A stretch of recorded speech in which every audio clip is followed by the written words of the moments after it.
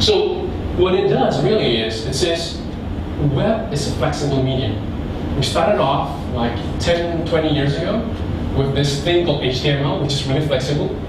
When you resize the browser, everything just flows, right? You have this text from a tiny column, you resize it, and then it fills up the whole screen. But at some point along the way, some designers think, you know what? I come from a print background, not me, but this theoretical designer, right? So I come from I'm a print background. I want to have pixel perfect precision in every single thing that I do.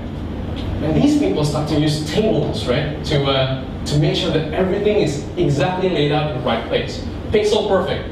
Everything is going to be 960. Everything is going to be 16 columns with 20 pixels gutter. And if it's 1 pixel off, the developer will have a lot of problems, right?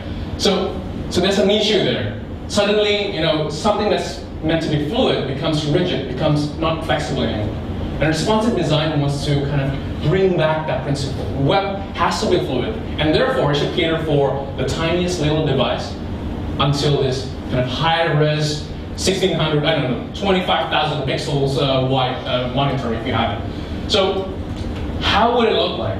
So this guy, Hicks Design, his blog, come up with a really interesting technique. So the blog talks about design, but the blog design itself is quite neat. On one end, you have this kind of full-size, full-blown desktop experience. You have 3 columns, and it's fluid. So as you resize it, the text kind of expand and contract, right? But as soon as you resize the browser small enough until it reaches to a certain point, it becomes 2 columns.